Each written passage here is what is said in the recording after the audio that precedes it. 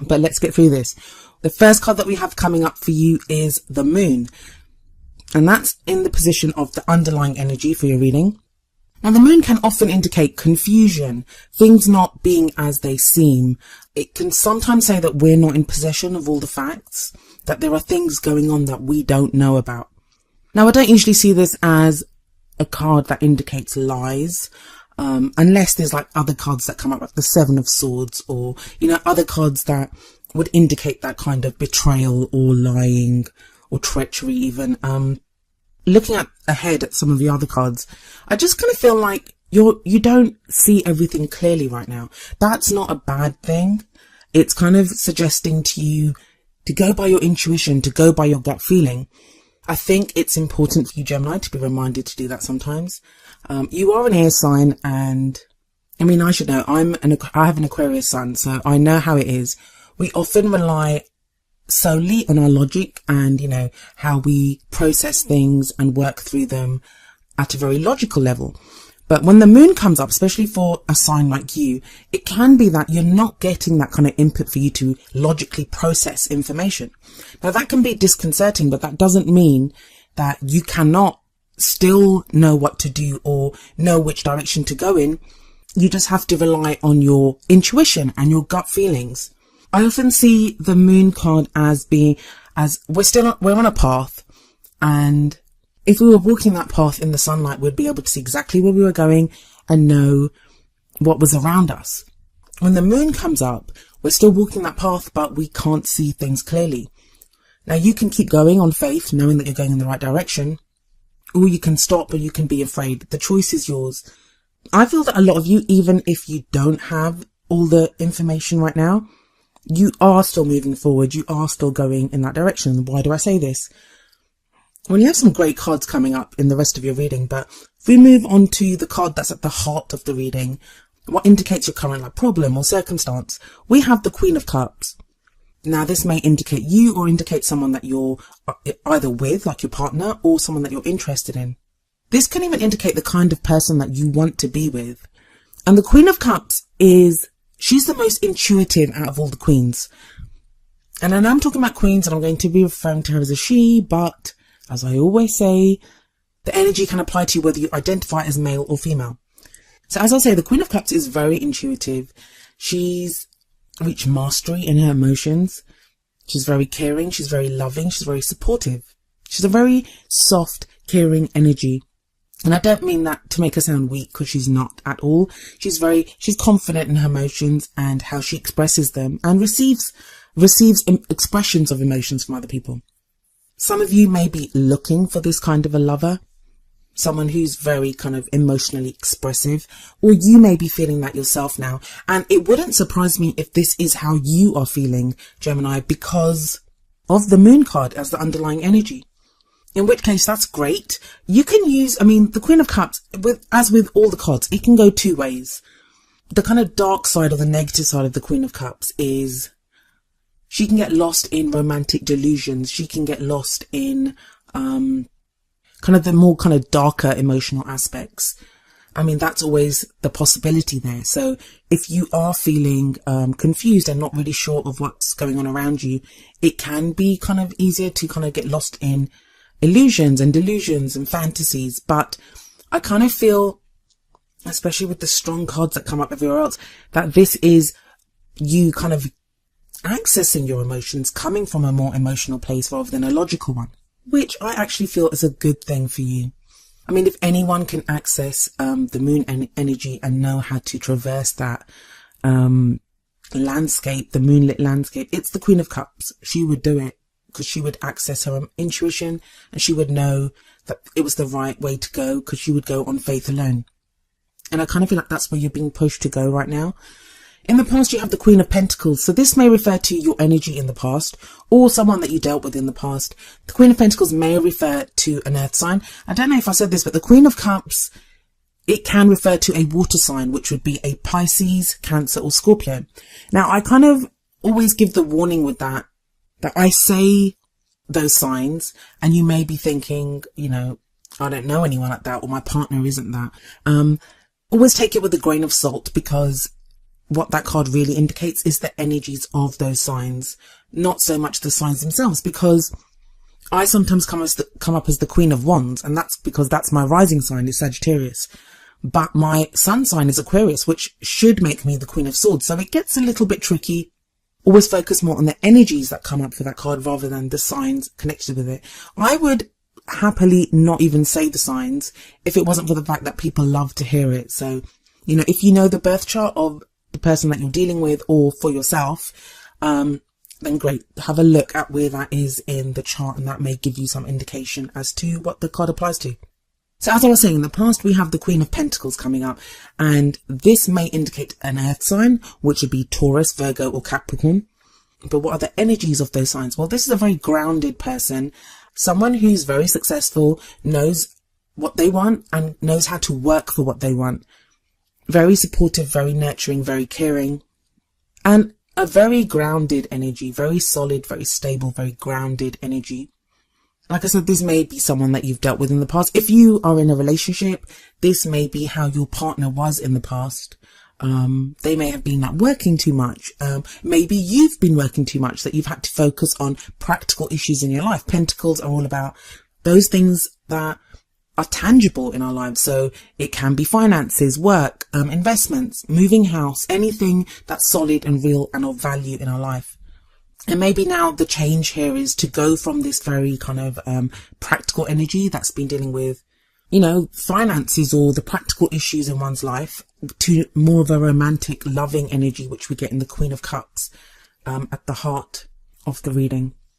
But for some of you, this may indicate an ex-lover, someone that you were connected with and now are not, someone that you were interested in and you may not now be.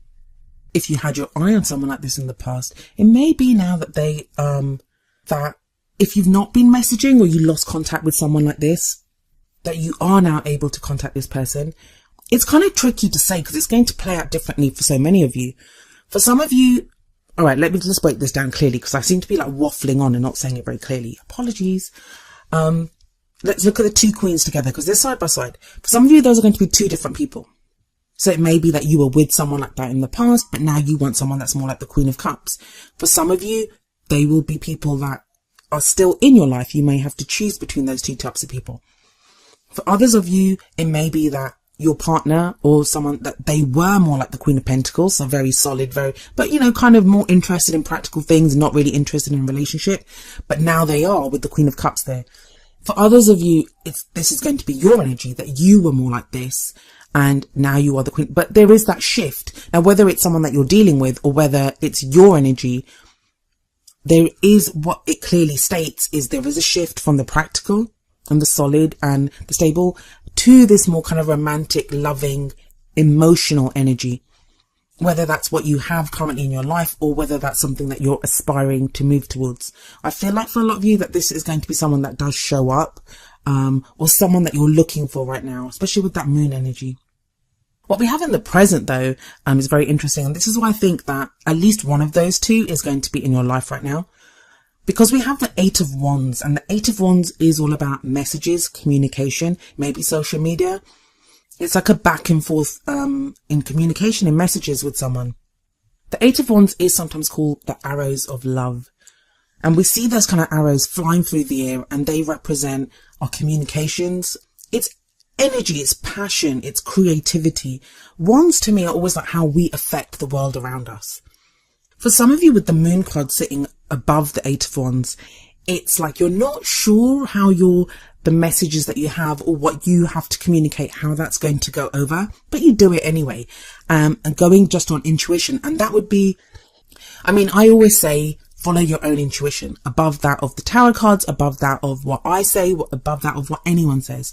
Your own intuition, that higher part of yourself, it's never going to lead you astray.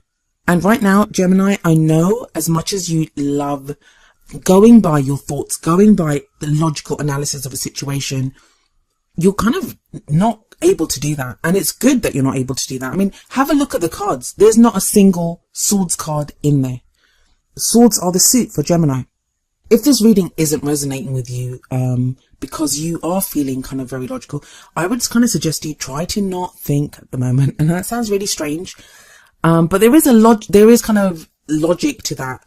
Mercury, which is your ruler, was retrograde for like most of December, then went direct beginning of January, but has been in its shadow period until for most of January. Mercury is how you think. Mercury is that planet of communication, of thinking, of information, how we process that information and communicate it. So with all of that that's been happening, you've not had access to your ruler like you normally would have. But that's all great stuff. Like, just because you're not able to process things logically, it doesn't mean you don't have instinct. It doesn't mean you don't have intuition. And I think for a lot of you, you're going to embrace this. It's going to feel good to actually feel, and you're going to reach out to someone or communicate with someone, or someone could do that with you and you will communicate back. Even if you normally would have liked to have sat and processed that, you know, whether you should do it or not. I think you're going to go on instinct, and I think that's a good thing to do. The reason I say that is the card coming up as your future energy is the Two of Cups, sometimes called the soulmate card. I'm trying to actually use the word soulmates less in my readings, because one thing that I've realized from comments, from questions that I've received, from the personal readings that I do, from the questions that get asked, everyone has a different interpretation of the word soulmate. I'm actually planning on doing a kind of live Q&A just about soulmates, just to answer questions that people have about soulmates. So if that's something that you think you'd be interested in, please leave a comment and let me know about that. But soulmates, yes. The future energy, the reason it comes up is to show you where you could be headed. That if you follow the energies that are coming up, this is the potential future open to you. And I say potential future because no future is written in stone. Because going by what this reading has said so far, if you decide, for example, that no, I'm going to wait until my brain comes back online, I don't want to follow my instincts, this is too freaky, or you know, that I don't like this, I don't like going by emotional stuff, I want to logically figure it out, then you've just changed your future. You've just changed what you're going to do. You probably won't be as open. You probably won't be as emotionally open in any kind of messaging that you have with someone, because you will kind of feel on the defensive a little bit. But on the other hand, if you embrace your emotional, this kind of new emotional side of yourself really openly, good could come out of it. And you have the Two of Cups coming up in the future. So what does the Two of Cups say, apart from just calling it the soulmate card? It's two people coming together. It's that kind of connection where you meet someone and you feel like it's fated. You've known this person before. They feel like you're missing piece. Like, you know, there's a very deep, intense connection here.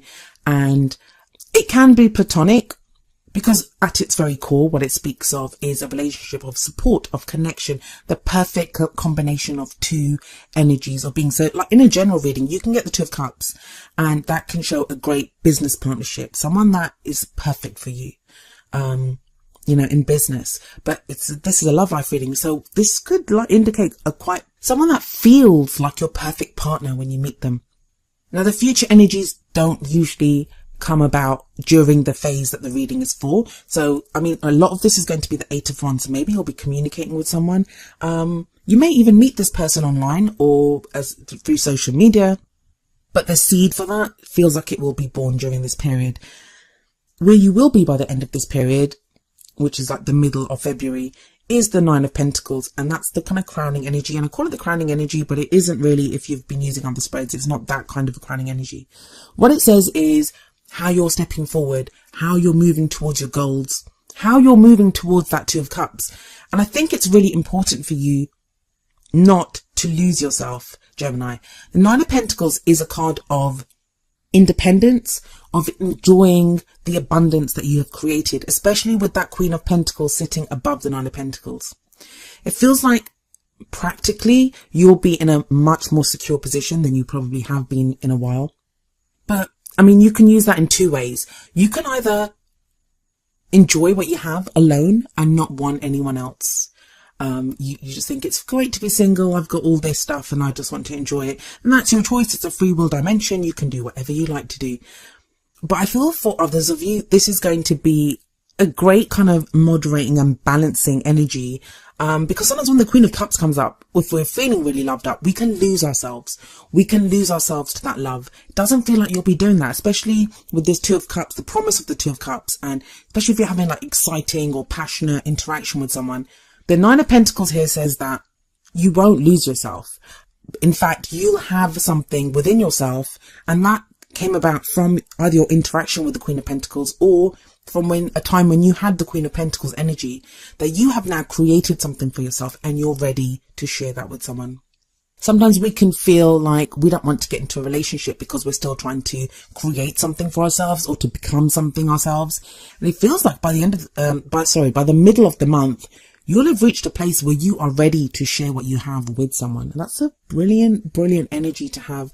You really have had the best reading so far, Gemini. So well done. Congratulations. If you have a look at some of the other videos, what I've been telling everyone is that the new year seems to have begun with this Aquarius new moon. And Aquarius is a sister sign of yours. So it wouldn't surprise me that you have all this kind of great, that, you know, you're benefiting from Aquarius season. And with the new moon that we've had in Aquarius, there are new things coming in for you. But the main message I would give you is go with your emotions. Go with your emotions, Gemini. Having a look at the Oracle cards, the first card that we have coming up for you is engagement. And the card says your love life is ascending to a higher level of commitment. I mean, that says it all, really. It doesn't mean literally that you will get engaged, but for some of you, that may be the goal. That may be where you're headed. It may be now that the person that you are headed towards, with the seeds that are being sown right now, that's what they eventually lead to, is this kind of leveling up, a higher state of, a higher level of commitment within your love life. That's what it always says to me, this card, that, you know, there is that committing to someone or committing to a way of life. Now, I haven't actually like broken it down in terms of if you're in a relationship or if you're single. I've been trying not to do that because it confuses people. I'm trying to stick to just the energies so you can apply that to your own situation. But I mean, if I was to apply it, if you're in a relationship and you're like, I don't want to meet anyone else, I'm with the person that I want to be with, that Two of Cups that comes up as a future energy, that shows a connection with that person like you've never experienced before. That, you know, that you are now connecting at that very kind of deep emotional level. And that may cause you to want to level up in your love life with the engagement card coming up there. For those of you that are single, it's very obvious that you could meet someone like that. Even if there's no one on the horizon right now, it could indicate that.